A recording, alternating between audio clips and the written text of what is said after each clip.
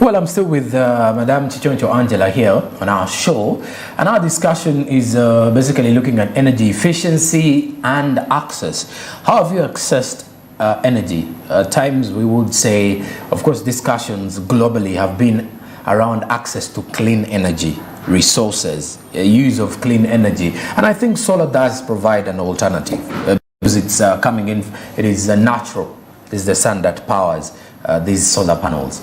So our discussion is generally looking at energy efficiency. One may ask, why are we generally looking at solar? I want to believe this is an energy source that most of us have an idea about, not necessarily deep understanding of it, but because we know when you have a solar panel, you can easily get power. You can charge. It's more like you have a decoder at home with a dish, and it's giving signals. So the same applies to solar. I think most of us only know the basic part of it, but Madam Chichoncho here has been able to at least break down a little bit more of this, and well, truly I think some of us are following up with the conversation, and we can easily say it is good and worth it of a try for the business community. And of course, in the other part of our discussion, we had concerns regarding the solar uptake in business, how you can easily, tap into where the advantages are, where are the benefits of you taking up solar. But the question is though, how about the risks? Just like any business in the world, there are risks attached to using any kind of energy resource. We all know the risks attached to electricity. At times there are power shocks. Not only that, in case there is a blackout, that is also a risk for a business person. And of course, the cost as well may also be a risk when it comes to maintenance and stuff. So we really need to as well understand what are the risks and how can you, a business person who is using solar in your day-to-day activities, not only at home, but also at your business, how can you avoid these risks? Speaking of risks, if you're to break down for us a little bit more of where are the risks at, what are those risks attached to solar?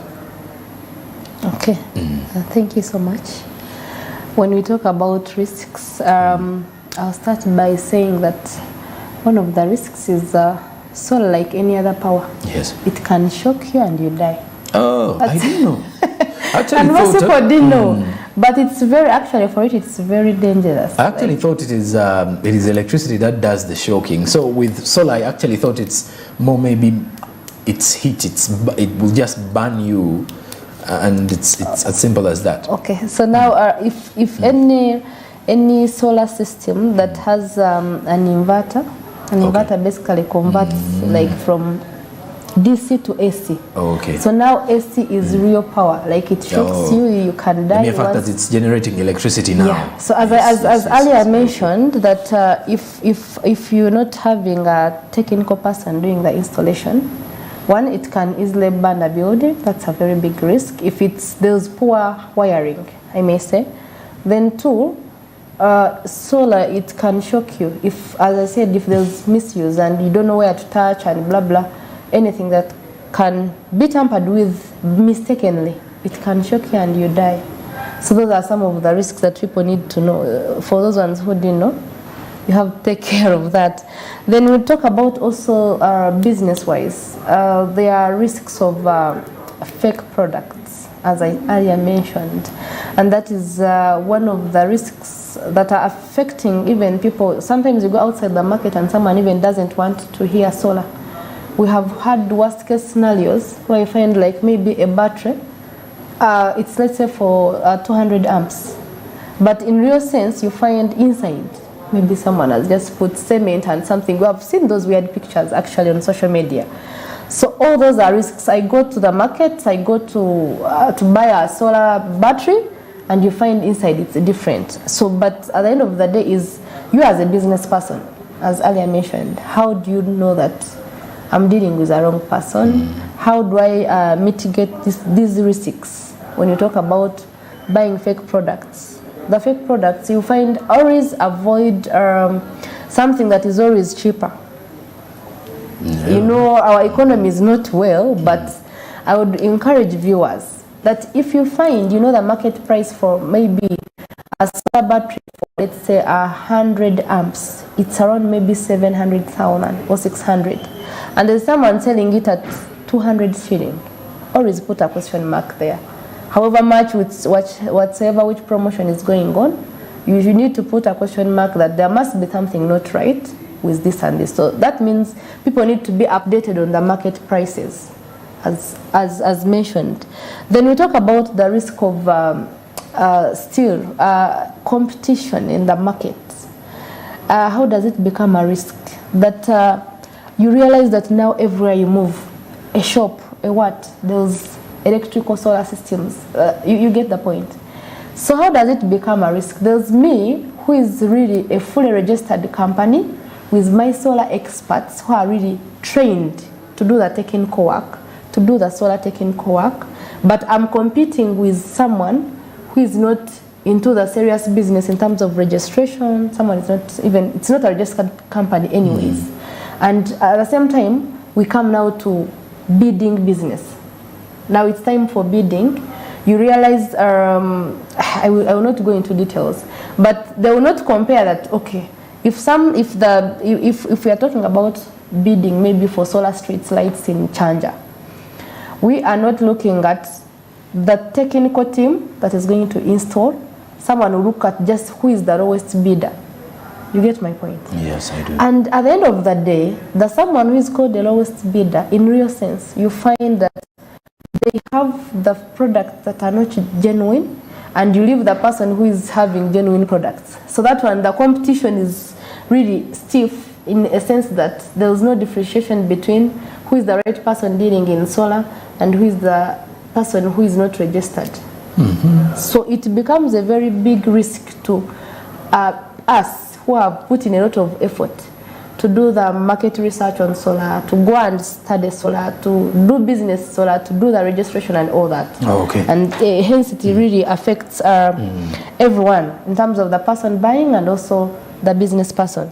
Then we talk about the risks of, sometimes of course the system fail. Someone has invested in a lot of money and the system doesn't work for 2 days. You're a business person. You're a business person, you're yes. stressed. So it's a very, very big risk, but as I earlier mentioned, we have all solutions for that. That if we follow the advice, the procedures, will be able to mitigate all those risks. By, as I said, we always have a very big risk when it's a rainy season like this one. Okay. Someone calls you, no power. And even most clients, most people outside there, they always complain. Even if you're talking about solar, like in the market, someone says, solar does not work during rainy seasons. Why? They fail during rainy seasons. But it's not like they fail. If someone has really done the sizing, I will keep mentioning that word because you find that there's something what we call days of autonomy. That if I'm designing a solar system, you have to consider days of autonomy. That solar is like, I don't know how to bring it out, but in details, if I'm trying to break it to make everyone there understand it, is if you're doing the sizing, you need to leave in some space. Let's say do 50%. And the batteries should also have time to leave that if in case the sun doesn't, maybe if the sun is not available, maybe there are a few sun rays, something like that, it will at least have the power that has been saved in the batteries. I don't know if you're getting the point clearly. So that means that if someone really did like a small system for you and it uses all the power once and there's no sun, tomorrow your system is not going to work. If your technician did not consider, or your engineer did not consider the days of autonomy. So that means if it's a rainy season and your solar was well sized, it means that now during the rainy season, your system will be using the other percent and a few that will top up. You get the point? So to avoid all that, you said I like the word sizing. Yes, the whole point now comes, I would encourage, please, as us business people, as we are trying to make business, let's always consider those main points. That there are days where it's going to not shine at all. We are going to be in a rainy season for maybe a month, and these people still need to access services. They still need to do business. So try as much as possible to ensure that you do the right sizing for people not to be stressed. Okay. And we mitigate this risk of solar is not working during rainy season. So I hope it's clear for the viewers that a right solar system, which is well sized, it's going to work even during the rainy season. And as earlier mentioned, that the technicians, the engineers, you are encouraged to do the right sizing. Don't look at just giving out a system, but the after-sale service. Also consider value for someone's money. Yes. That at the end of the day, whether it's raining or not, it at least must give 50% of the services it is supposed to do, irrespective. Yeah. Oh, okay, you mentioned that. Now, my issue here, besides the risks attached, I want us to dive directly into the problems. I want to believe some of these risks even bring us to the same issue to do with problems. There are as well the problems attached. That people buy solar power, solar panels and everything. When you look at this, where are the problems at? One, I want us to look at this from from the business person's point of view, two, the consumer's point of view, because first of all, the consumer is going to buy it from a business person selling it. There are some business people who buy things, they ship in things, they just want to make profit. So they don't really care about, you didn't mention something with the after services. Rarely does it happen in the country here. Some people just don't even want to check on you to see, did what I sell to you work for you? Is it very effective enough? What they want to do though is looking back at just saying, okay, anyway, let me sell, make money. Now, when you look at some of the problems here, I want you to look at it in those two sides, the business person or the supplier, and then the consumer's perspective. Where are the problems at? Where have you observed the problems? How can we overcome this? Okay, so we start with basically the problems on a business perspective. Yes. One of the, I think the most challenges that the business people are facing also is, we talked about the solar financing. There's a challenge of people defaulting. And this has actually let most businesses close. Most companies have closed because people who are doing pay-go, people now bypass the systems and they stop paying. And remember, this person has put in money to start up a business. At the end of the day, the business is going to close. When they bypass the system, you wait for Angela to pay every day, she's not paying. In real sense, when you go on the ground, the person bypassed the system and they are using it. So on a business perspective, this business is really going to fail. Because at the end of the day, there's no revenue coming in. And at the same time, he needs to put in more capital for the business to continue running. Hence, this is still a very, very big challenge that the business people are facing. Two, we talk about the taxes. I will still mention this. You find someone who is going to ship panels. Yes. Even before we talk about the taxes, the lead time it will take for these panels to be delivered up to the last destination. It will take like a month. Those procedures, the policies that are there, you find, if let's say you had a project in Nebi, and maybe you had put in a project, you bidded to deliver the solar lights maybe in 24 days, and maybe you had ordered for those lights from, let's say, a different country, you need to do the shipping and all that. That you find sometimes most businesses, they lose those projects because they don't have the components at that moment, which is still also a very big challenge. Then also the taxes, we are still on the business. You really find that the taxes imposed on those solar components, they are really high. And most businesses fail because they cannot really afford to pay. You find by the time the component reaches the country, plus what this person is going to sell and how much revenue they are getting, they end up getting out of business. And you realize that very many solar companies are closing, not because they don't want to do business, but because of the challenges we have talked about and very many others that we have not mentioned. Or sometimes you find that, as I said, it's hard to differentiate which one is the right product. If someone has not done enough research, sometimes they get fake products. You get. Yes. Someone has shipped a container of, let's say, 10,000 street lights or 10,000 batteries. 1 month they are not working. Some of them, they even ship them when they have already, like, they are expired. Talk about the batteries. You find maybe by the time it reaches the country, it's already not working. So all those ones are challenges that business people are facing. And also, still, I can have solar fridges imported. We have solar fridges, by the way. Did you know that? We have solar fridges. We now have solar generators. We also have solar microwaves. Solar microwaves. We all have those ones, eh? All those ones are there. As I said, you talked about what can solar do. Solar can cook, solar can iron, solar can do everything. But you find I have shipped my fridges, my solar fridges. But my people outside there, they don't know that they are solar fridges. So still lack of awareness. And now we talk about how do I promote my product. That's also more money needed in terms of doing the advertisement, you know, all that costs. And at the end of the day, people fear to inject in more money. I have shipped my containers of solar street lights, they are not moving. I have solar fridges, they are not moving. At the end of the day, this person is stuck with stock. All the money is held in stock at their businesses. So you find at the end of the day, the company is operating under losses and they end up closing. So we talk about now, we cannot finish all of them, but I believe even people outside there, they will comment and other small challenges they are facing. But we talk about now the consumer side. Okay.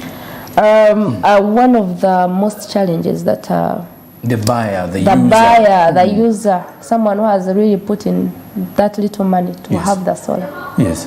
One of the challenges they are still facing is system failure. I will keep mentioning that because that is the major challenge we are facing. System failure, what do I mean? That I have bought my solar system from ABCD company or distributor. 3 days it has stopped working and I've put in money. It's a very big challenge and so frustrating. And as earlier mentioned, I'll talk about a problem and a solution. Can we try as much as possible to do research on who is going to give us the product?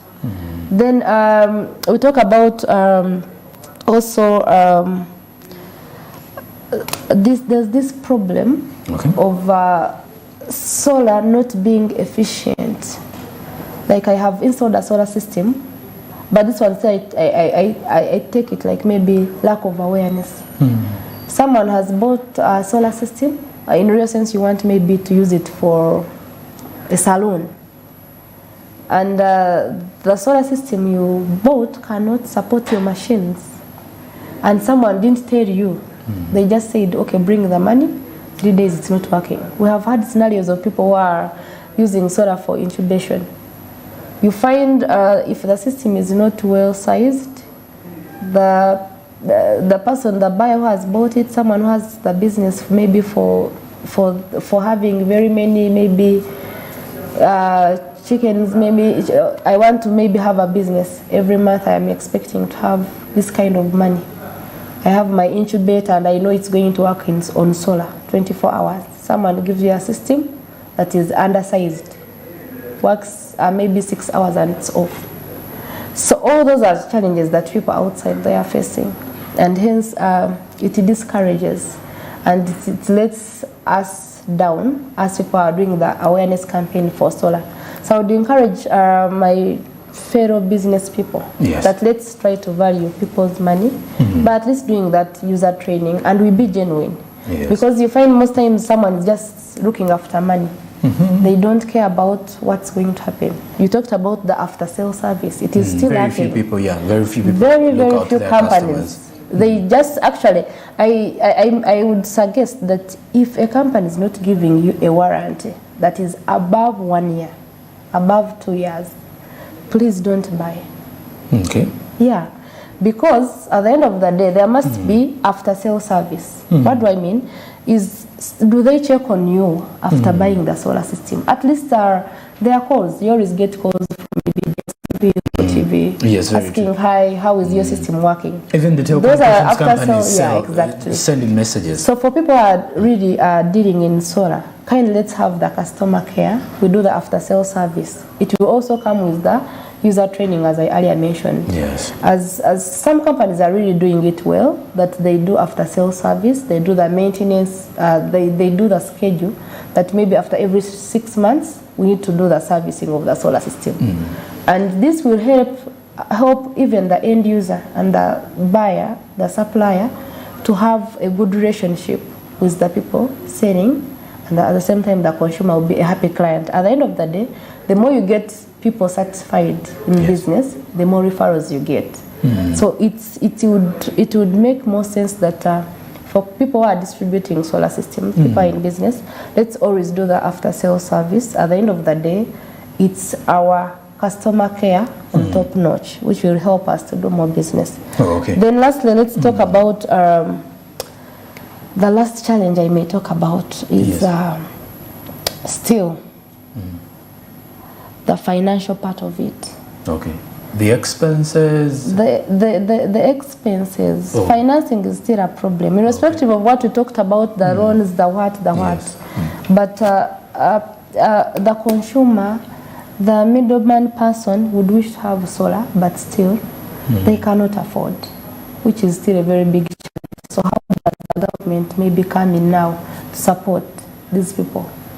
In terms of maybe we can say at least each person in a village should have a lantern. That is something that can be budgeted for. A lantern that does not cost 10,000, 20,000 to help these people. Schools, hospitals, and all that. So all this one, when we talk about how to maybe increase on awareness, if the government can also play its part by supporting, coming in to support, it will really help us to reduce on all those risks, and lastly to do the awareness campaigns, starting from local people, these people on the ground. We have now like people who are always on ground to talk about solar, teach about how the solar works and all that, which is still at a very low rate. And with time, I think if we really put in more energy, it will work better. Oh, surely indeed. And of course, we've been having a discussion here rotating around solar, and it has reminded me of some advert back then on radio. Some advert was saying sunshine solar something. It was a very, very good advert back in the time, and some of my nieces, my young nieces, loved it. I don't know if it's still airing on radios, but it was promoting solar as well. But well, besides that, our discussion continues immediately after the break. We shall be getting into our final part of the discussion, looking at energy efficiency in the country, energy efficiency and access. Well, in our last part, we shall broadly look at the issue to do with sustainable energy utilization this time around, plus looking at the other alternatives as well, just in a brief understanding. And then also we shall be looking at the future outlook for sustainable energy utilization in the country. Where are the opportunities for growth in, for example, utilizing solar and then other energy sources? That is what we're going to be discussing immediately after the break. You're still watching Smart24 TV, and this is the point where we analyze policies, economic policies, and that is for you to at least see how you benefit as a business person.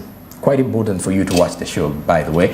But besides that, this is Smart24. I'm Jerome Paul Sonko. I'll be returning back with Madam Angela Chichoncho as we sum up with our point this time around.